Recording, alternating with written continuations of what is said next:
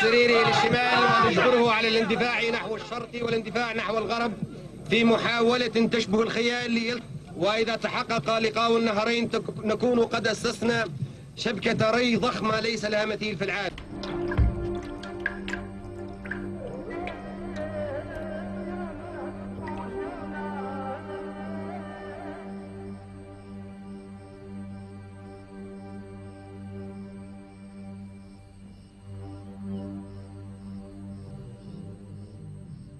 degrees centigrade above zero. We are in the desert in northeastern Libya.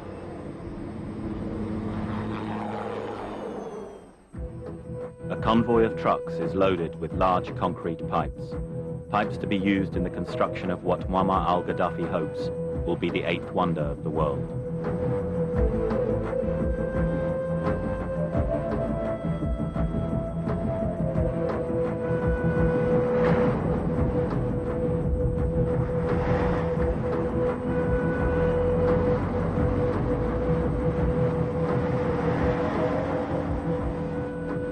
Libya's eccentric head of state, the man the Western media love to hate, the clown terrorist and suspected mastermind behind Lockerbie, is today forging a new image for himself as a modern-day Moses and self-proclaimed Lord Protector of the waters, as a man of peace leading his North African desert state into the 21st century.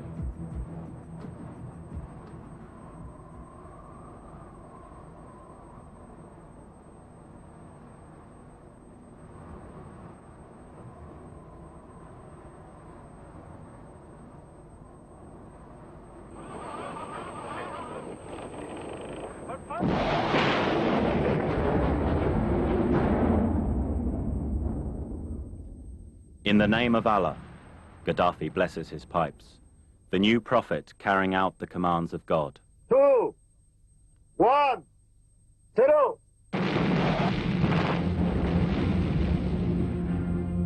And God has commanded that the desert be ripped up by an army of bulldozers and dynamite. In 1984, construction work began on the largest irrigation system the world has ever seen. Costing more than $35 billion, the project is an ambitious feat of engineering technology, a lasting monument to Gaddafi's reign in Saharan Africa. But it is also one of the most controversial construction projects in the world today, a cause of concern for both the West and Libya's neighbors. A dream of hope for his admirers, a potential nightmare for his enemies, the great river has become a concrete incarnation of one of the most intriguing political figures of our times.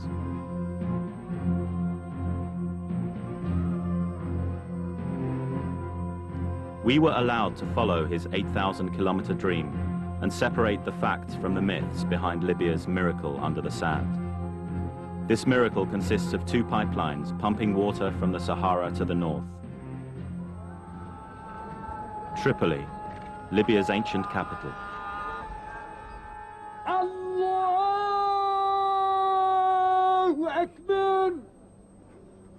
There is only one God, and his name is Allah.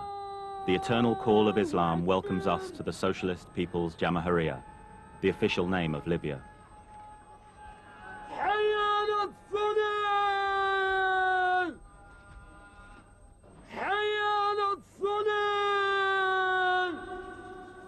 Bashir, our devout Muslim guide assigned to us by the authorities, observes the custom of ritual washing in the oldest mosque in Tripoli.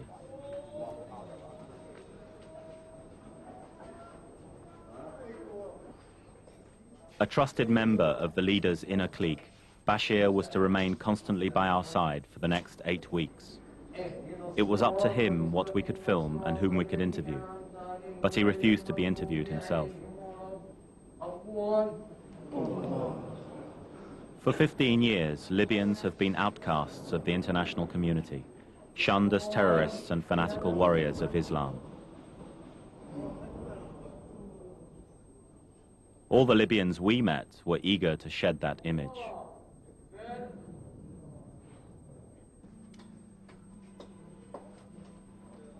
One of the first people we interviewed was Yusuf, the muezzin of the mosque, who has lived all his life in the old city.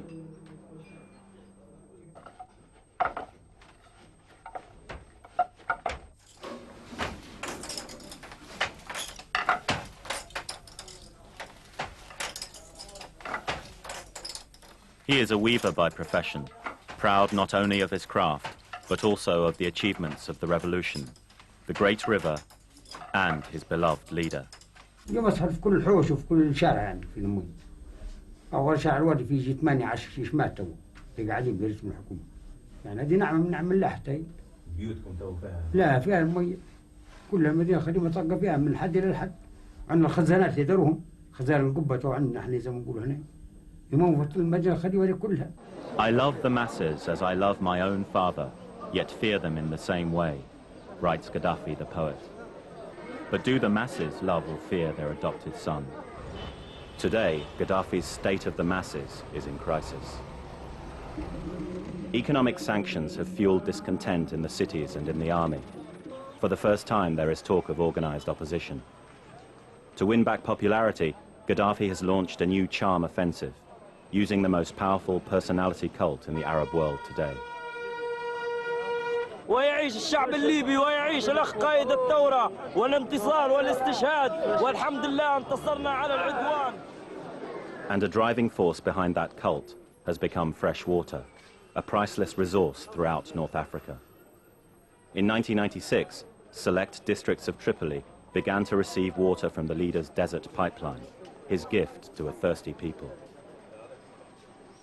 Today, this water is a luxury supplied to those with political connections in the revolutionary committees.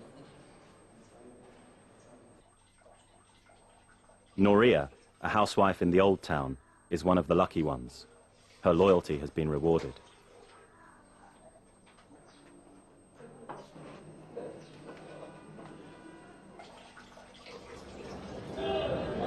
ويا رب المية وصلت بخير والحمد لله وصلت طرابلس وجميع المدن الجماهيرية وصلت الغرس وصلت الزراعة. Even the less fortunate, such as these copper makers who still rely on rainwater, have been told that a golden age is just around the corner. But they are still optimistic, or at least under Bashir's watchful eye.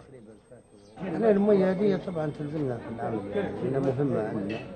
هذا كلام معروف وحتى من غير حتى للشراب ولكل شيء.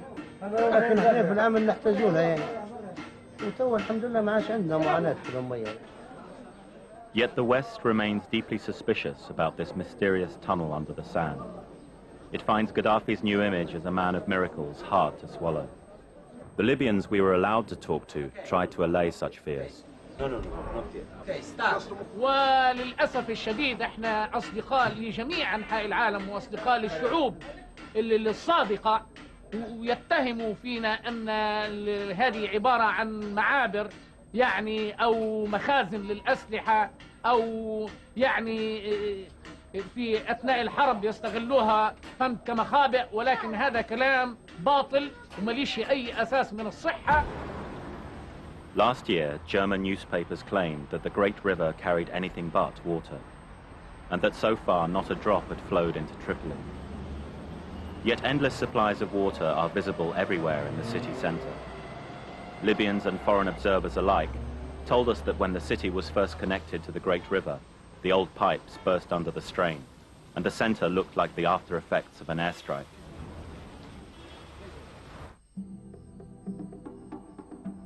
Tahuna, 100 kilometers from the capital, the most notorious section of the Great River. It was here that Western critics became convinced that something more sinister than water lies down these shafts. In the early 1990s, Western experts accused the Libyans of using water for an underground chemical weapons plant they believed Gaddafi had built here. The Pentagon even considered military action. To counter such claims, the Libyans altered the course of the pipeline. Whether water is flowing through here or not, the authorities assure us that foreign observers can inspect the site at any time. Libya has nothing to hide. Well, what's going on? There's nothing behind that. I mean, those terrorism countries, I mean, when they say this is something behind this project, something hidden in the Bible, which is not, I think nobody can say, nobody can answer this question because this need no answer. It is big project, thousands of people work on it. Many people from England, maybe from America, they work in this project. An avenue of pipes stretching as far as the eye can see. The foundations of Brother Colonel Muammar's high-tech pyramids in the North African desert. Libya's engineer-in-chief keeps his miracle under very close control. Brega plant, the factory producing the pipes that have come to symbolize the ambitious dimensions of the great man-made river.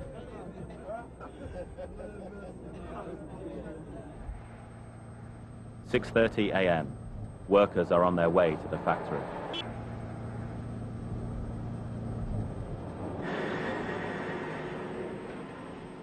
Defiantly anti-American, Gaddafi once described his country as a Pepsi Cola bottle being shaken by foreigners until it is about to burst. Ironically, this outspoken crusader against Western imperialism hired an Anglo-American firm, Brown and Roots, to design the entire project.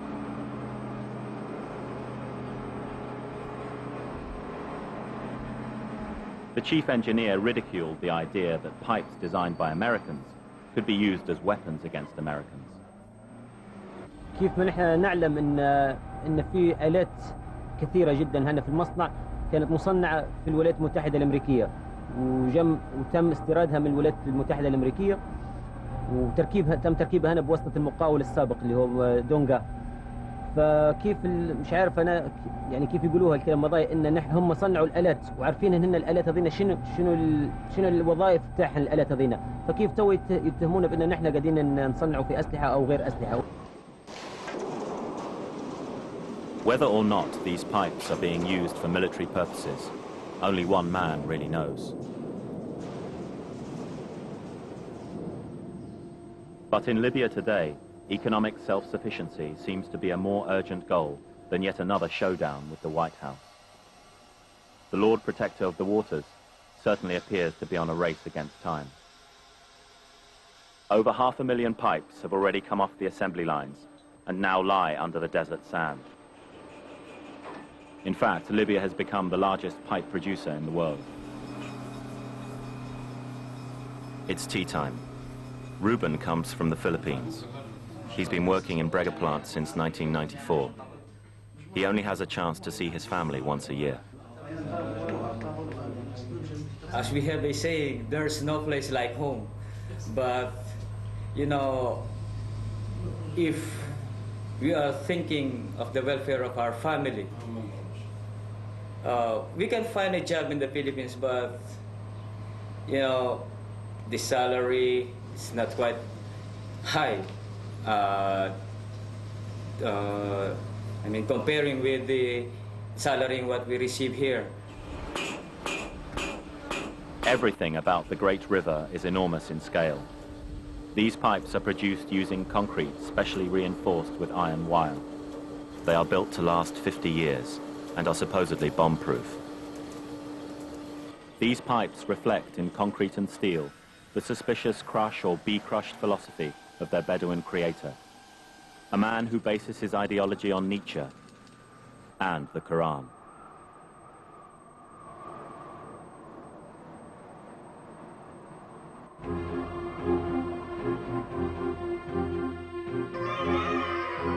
We set out for the south. Here in Al-Kufra, we look for the source of the Mammoth Project. It is hard for us to imagine that Gaddafi's freshwater oceans lie underneath this bone-dry desert.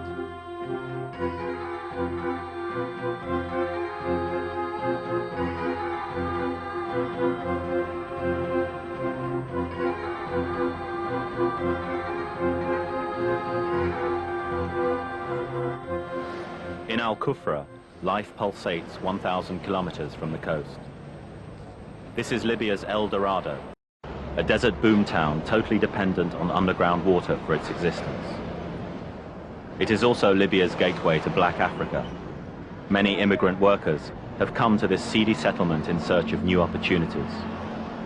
Indeed, repeated influxes of foreign workers have made life less regimented here than in other parts of Libya. That night, we were invited to a wedding to see the good times brought by the great river.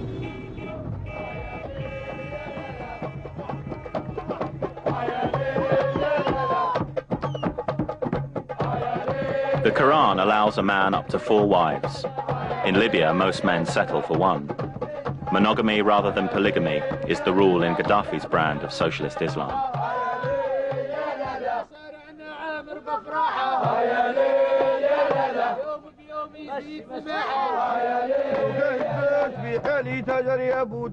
The climax of the wedding is a song of praise, not to the happy couple, but curiously enough, to that miracle river gushing below them.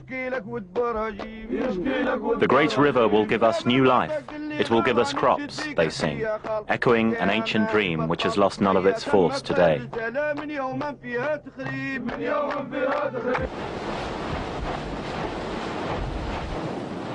For it was in southeast Libya, in the 1950s, that foreign oil companies first stumbled upon vast oceans of water. These deposits have been trapped underground for thousands of years, since the time the Sahara enjoyed rainy seasons and lush green forests, and North Africa was the breadbasket of the ancient world. Today, the water sustains the largest agricultural project in the Sahara.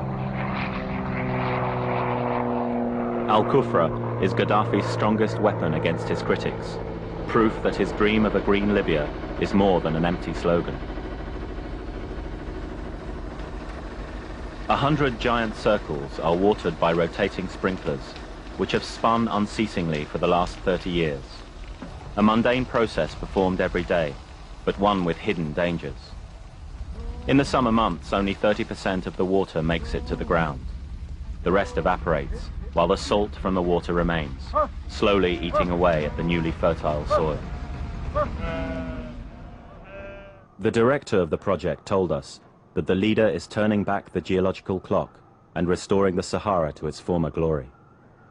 Gaddafi is preaching the politics of paradise, promising a new Garden of Eden that will one day create an economic power strong enough to challenge the developed world, the Islamic State of the wretched.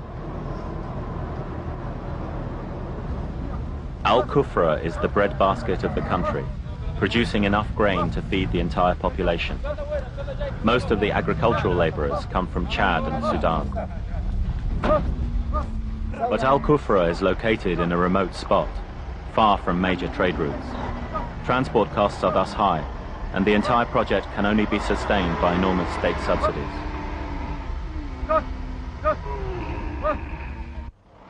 Despite this, Gaddafi sees money as no object. In his relentless drive to make Libya self-sufficient, he wants to get even more water from Al-Kufra. Local experts, on the other hand, fear billions of petrodollars are being wasted on extravagant projects. They think it would be much cheaper to feed the population with imported food. But Gaddafi refuses to give up on his dream of a more fertile Mother Earth. Over the years, the colonel has turned this desert boomtown almost into a military camp. His revolutionary guards have uprooted thousands of desert nomads and brought them here to join his army of the wretched. But murmurings of discontent can be heard among the rank and file. زراعيين ومن مشروع الكفرة والهيئة والسرير ونتناقشوا احنا اليوم على الكلام هذا ويقولوا لنا في مشروع الكفرة الاستيطاني ونحول لكم فيه مزارع المزرعة بذل المزرعة والحوش بذل الحوش وتقربوا المدن. جينا هنا وبدنا فيه نوع من الخدمات ولكن بدنا نتلاشى تدريجيا. حتى الآن لا يوجد شيء، لا بار ينهارا، الحشاش زحفات، المساكن كما ترى.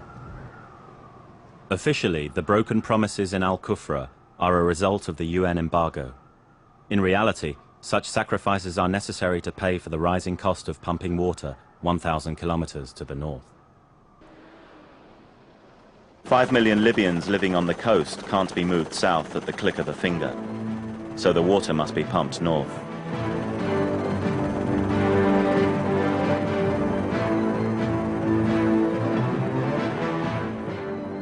Benghazi, Libya's second largest city, has been supplied with water from the Great River since 1991.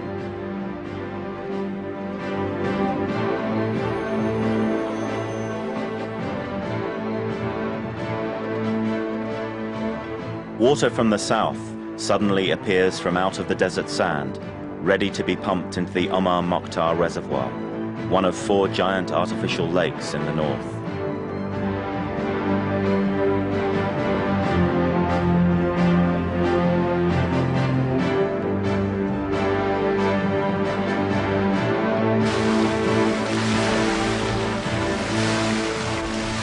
The headquarters of the entire project, located in Benghazi. The leader stares at us blankly from a computer screen.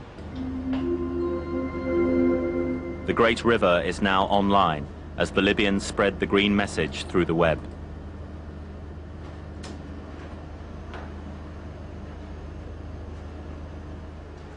If only water is flowing under the desert, is it being used solely for humanitarian purposes?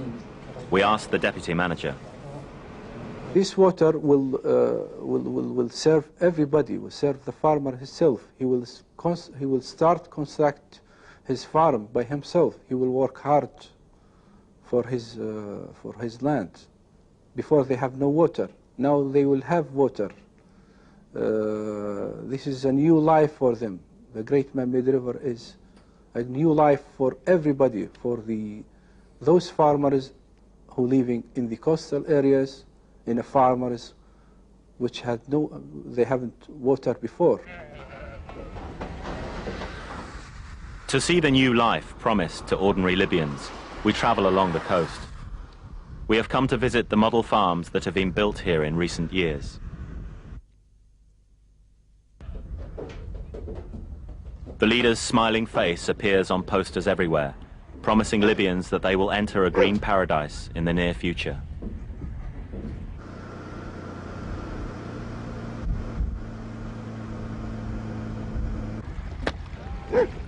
Not long ago, Ashek was a shepherd, but he jumped at the chance to make a new beginning on one of those model farms. All Ashek's needs are taken care of by his local agricultural cooperative. مكتب الزراعة اللي هناي حقيقة مجاوبين أننا والله فوق من اللازم التأكيد كل حاجة اللي هي في استطاعتهم كلهم يديروا فيها يتابعوا فينا في العرض وفي اللي عدلوا العرض وسووها حتى كذلك قال هذا أسل احنا نقولوا أسل يعني فهمت والمية هذه ديما بعد يومين تجيه مرة بعد يومين تجيه مرة الأرض هذه كانت أرض قاحلة ما فيها شيء ولا فيها مية ولا فيها حتى شيء نهائيا واليوم اهو تشوفوا انتم قدامكم المية هلتناك هذه هالخزازين هذين كلهن المية كلها. And one day, we are told, the whole country will be covered with these water tanks, a concrete invasion designed and built entirely by Western firms. For Gaddafi lacks the technical know-how to create his green Libya, nor can he turn a nation of nomads into modern farmers overnight. So he is having to look abroad for the million workers he needs.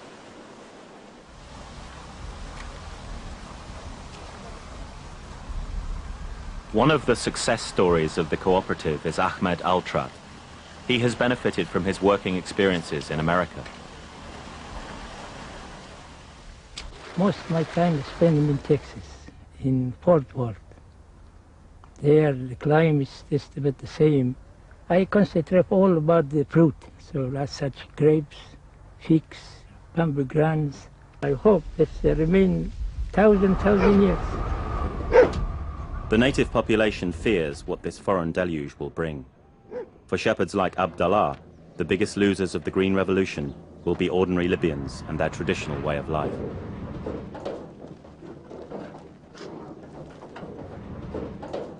أنا ألف الساعي كسبين نقول الحكومة تبي مني يدين الساعي لما تدير له مرتوع وتدير له علفة يقول نحرسوا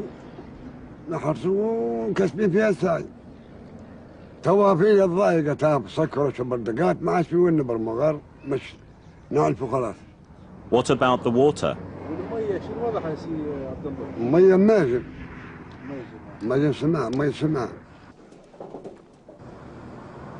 The revolution is facing a new dilemma. To appease the wretched, Gaddafi must give them water. But to do so, he must rely on the same Western companies he threw out when he first came into power.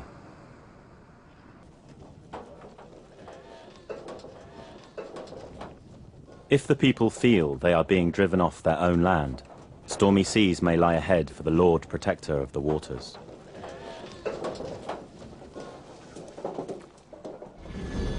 Only a few kilometers further on, a new pipeline is being built for a new reservoir.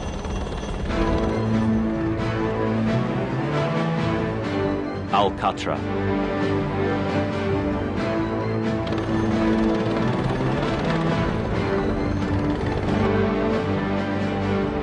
This is the showpiece of the whole project. 1 kilometer wide, it is designed to contain 24 million cubic meters of water.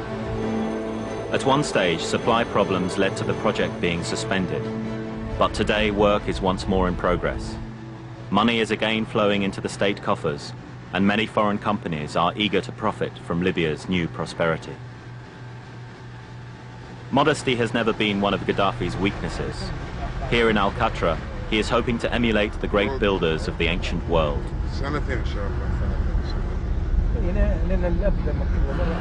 24 أكبر خزان في العالم هذا.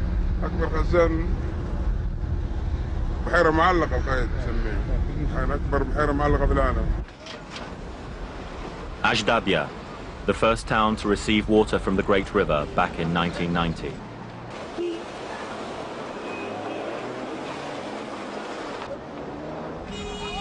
So many years in the international wilderness have made Westerners a rare sight in Libya. We were an object of curiosity wherever we went.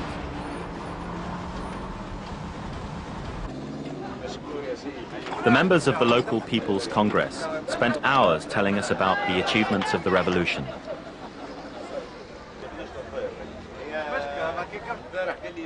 But the best lesson in revolutionary principles came from an unlikely source: Gaddafi's personal Iron Maiden in Ashdabia.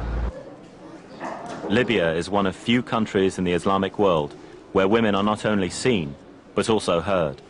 The Dark Lady herself told us that the leader is a great liberator who has freed women from the tyranny of their backward fathers. نود أن نواكب عصر الحضارة والتطور. لا نريد أن لا نبحث عن الاستعمار ولا نبحث عن الشر ولا نبحث عن السلام والاستقرار للبشرية في جميع أنحاء العالم. ونحن نبشر بالفكر الأخضر.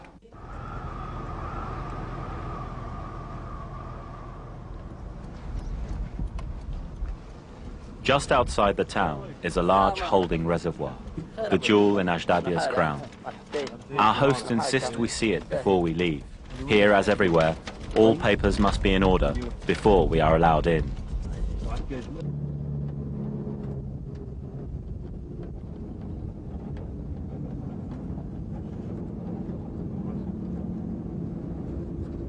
In 2 years, when the reservoir can be used to its full capacity, 2 million cubic meters of water daily will flow to Sirte and Benghazi.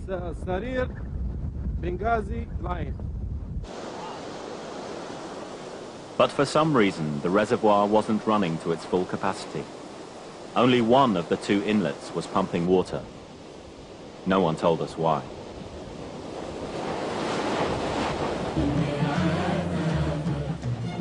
The inauguration of the Eastern Branch back in 1991.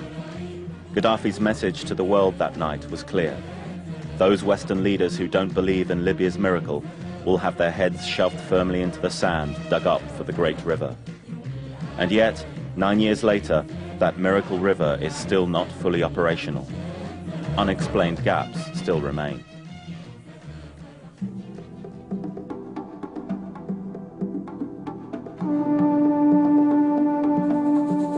Can military or humanitarian motives alone explain why millions of petrodollars are being spent on a still imperfect system? Or is Brother Muammar being driven by a higher goal? We look for answers to these questions in the vast Syria well fields in the south.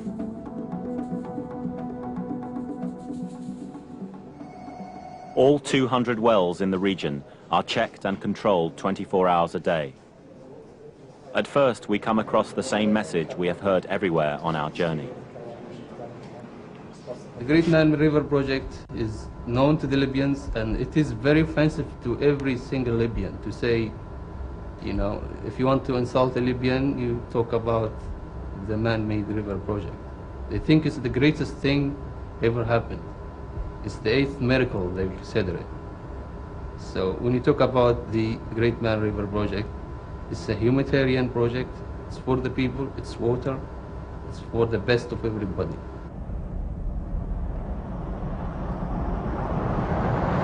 Rising above the desert, close to the control center, are 2 giant header tanks.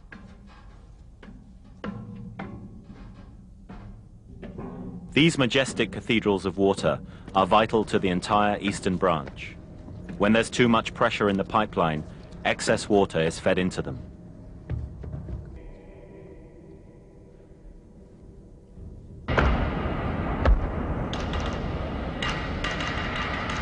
But one of these enormous hulks is strangely empty. Not a drop of water to be seen, just like the water inlet in Ashdabia. The authorities are obviously not telling us the whole truth.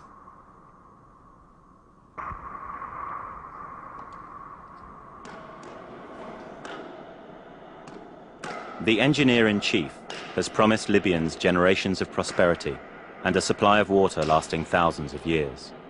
For 2 decades, they have been led to expect nothing less than the 8th wonder of the modern world. But clearly, something is wrong. There are signs that water was here once, but not water fit for human use. Our friend in the control room told us that this tank would be filled when the Tserbo well fields are in operation.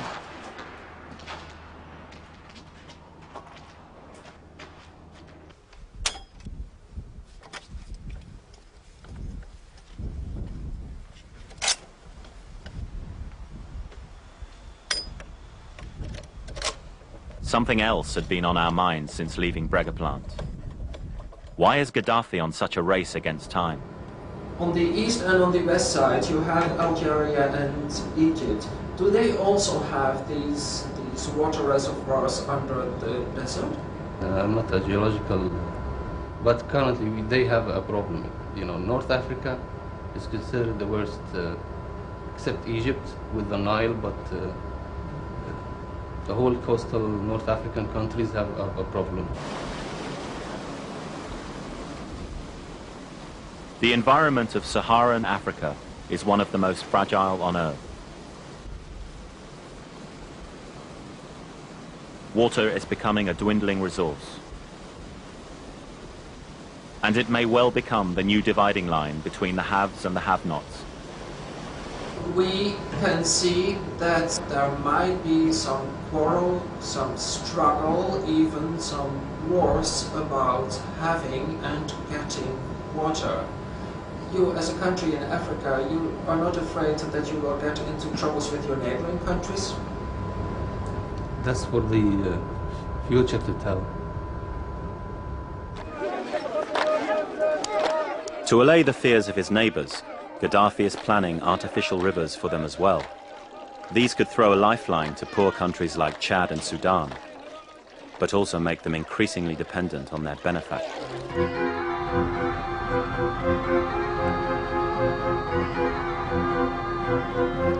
Slowly, the mystery behind Gaddafi's dream is opening up before us. We want to find out more in the Tserbo well fields to the south. Within 2 hours, our own future seemed far more uncertain. Rick, our sound engineer, is seriously injured when one of our vans crashes. Only thanks to a hastily arranged airlift were we able to get him to hospital.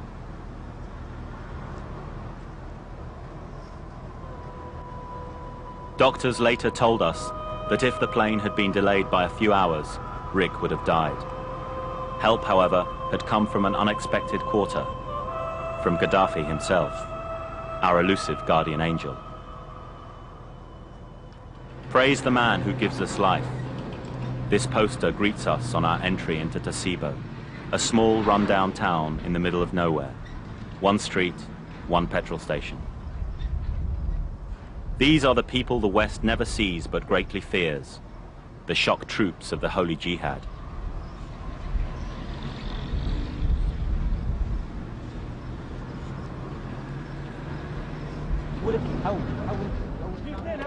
It's market day.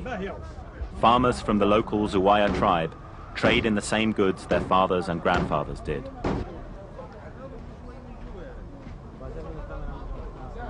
They are also the same Libyans who have been told that prosperity waits for them 600 meters below ground.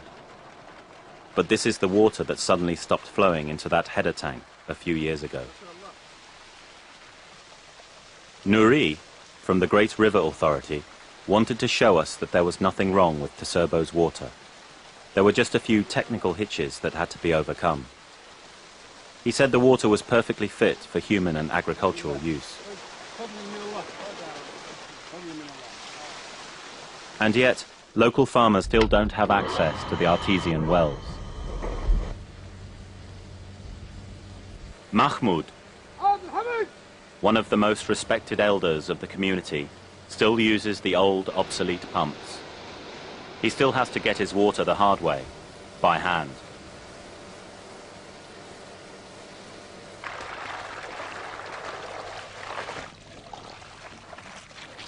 Ecologists are warning that drilling in the area is causing underground water levels to sink 40 centimeters each year, bringing more and more salt to the surface and slowly destroying the soil. But Mahmoud has been told a different story.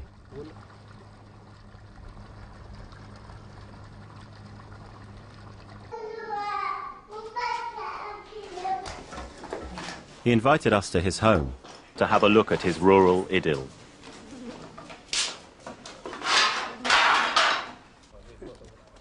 Gaddafi once wrote that the city is the hell he escapes to.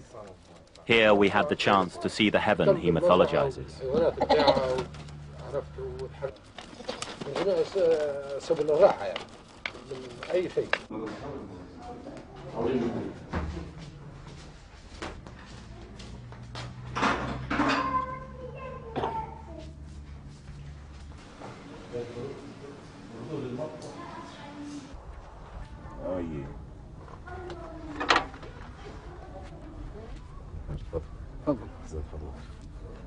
We hear from Mahmoud that all the things people say about Libya are lies. Libyans don't throw bombs at America. Libya is strong.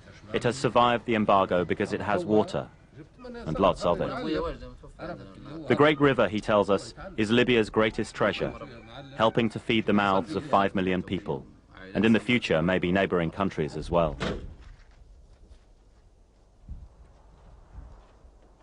Water is like a hallucinogenic drug, affecting both those at the top and ordinary people like Mahmoud.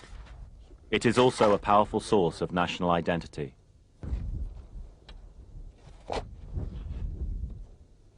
We went digging for Libya's buried treasure, the foundations of its identity.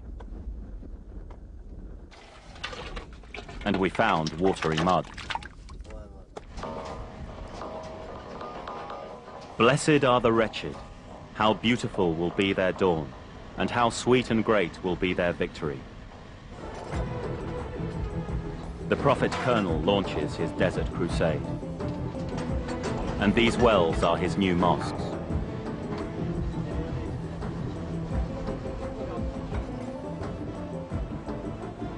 Mahmoud the farmer is also Mahmoud the prospector, drilling for Libya's liquid gold. But he and his co-workers are digging deeper and deeper for that priceless water, which is not getting to Syria or going anywhere.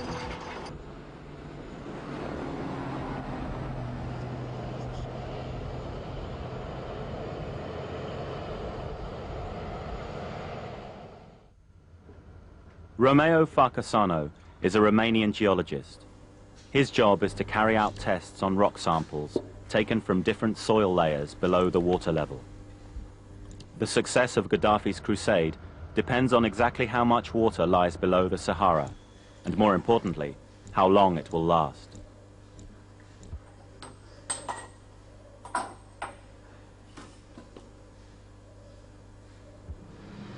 If this is the fossil water. In time, it might be exhausted. At least 30 years, it might be this water. If this water has some alimentation area from the border of, I don't know, the African continent, that means this water cannot be exhausted because we have rain, we have re-alimentation, and the water will be renewed. And therefore, we'll have water enough for a very long time, very, very long time. All the countries of drought-ridden Saharan and sub-Saharan Africa have a vast source of fresh water right on their doorsteps. But so far, only one man has the technology to get it. From Lord Protector of the Waters to Lord Protector of all Islamic Africa? Basima, a forbidden oasis.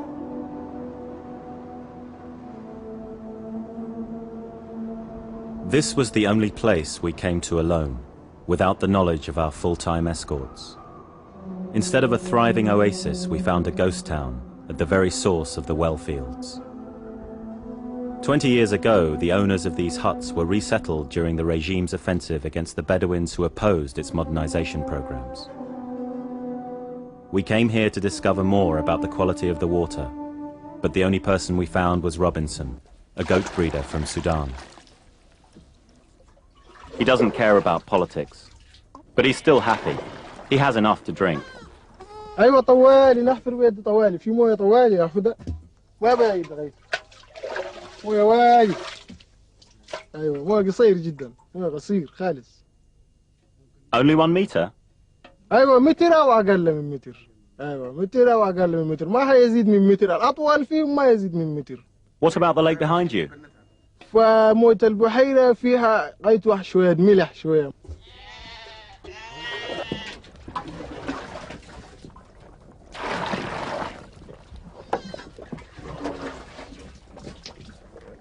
But what victory awaits Gaddafi's wretched in the future?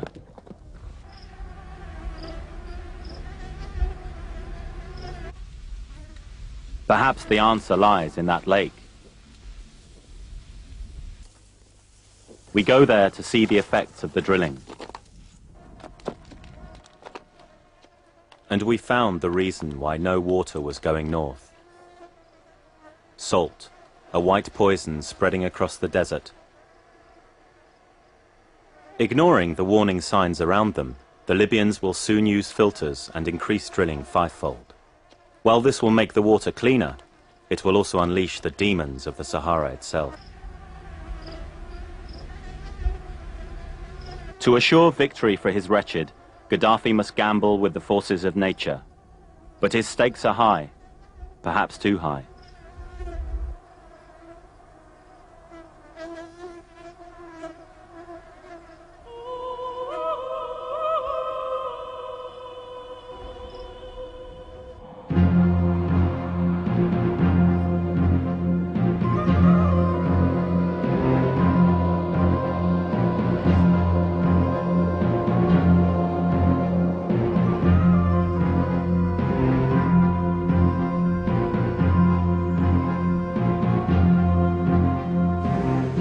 We are now in the western branch of the Great River.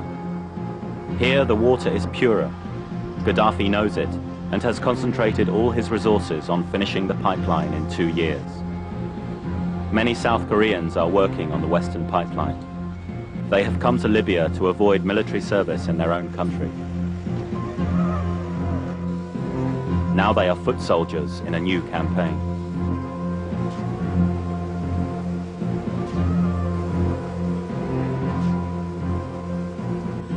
And many of them seem to have swallowed the same drug as their Libyan co-workers. This is a desert. We have to be changed from desert to greens. Grow trees. After 10 years, all Africa peoples supply this water and some rice.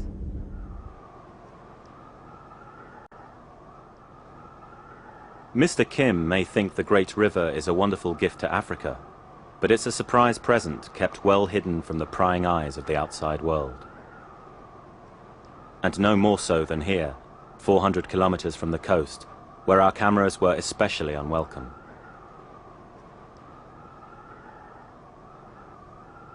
Near the Ashwarif settlement, a water tank is already finished, a personal reward from Gaddafi to the local Bedouin nomads for their political loyalty. This harmless-looking tank receives 3,000 cubic meters of water every day.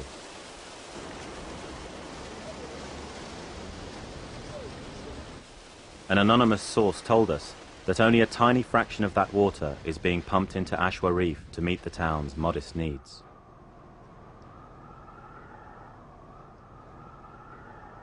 The rest is being channeled in the opposite direction, deep into the wilderness of the desert. Many in the West will look over that horizon and see not a pipeline to paradise, but a time bomb waiting to explode.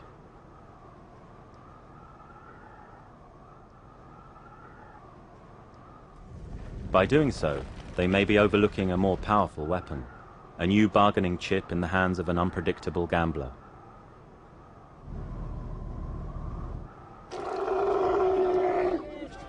In Libya, continuing shortages and waste are increasing concerns about the whole sense of the project. But in this nomad police state, open criticism remains unthinkable.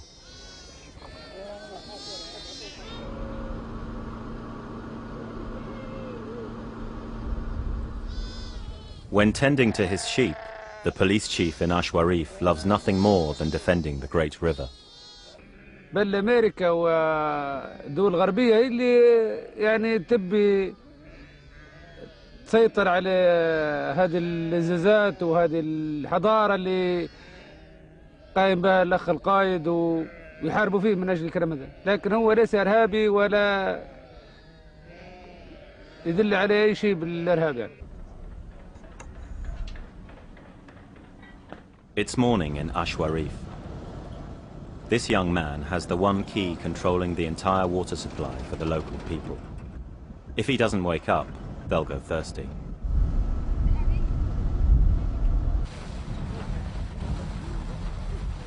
Libya's Angel of Mercy may soon be holding a much larger key, turning the region's liquid reserves on and off at will.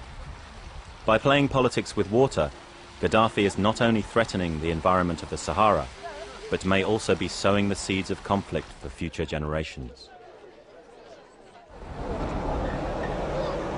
We are from the clan of Moses, the people of Ashwarif proudly tell us. A special Bedouin celebration takes place that night. The police chief tries to create order out of chaos among the chosen people.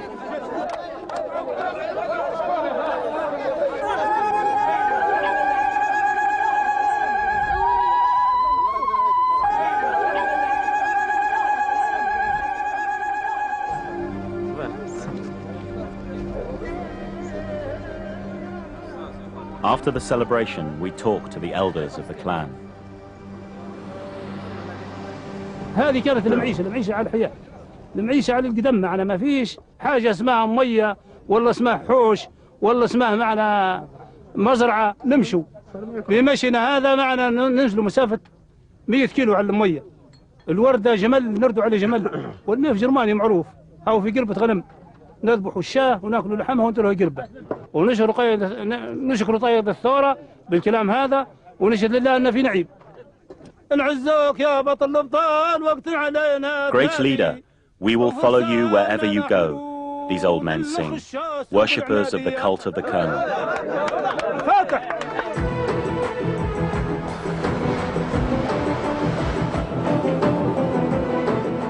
The Lord Protector has staked his political future on the success of a concrete fantasy.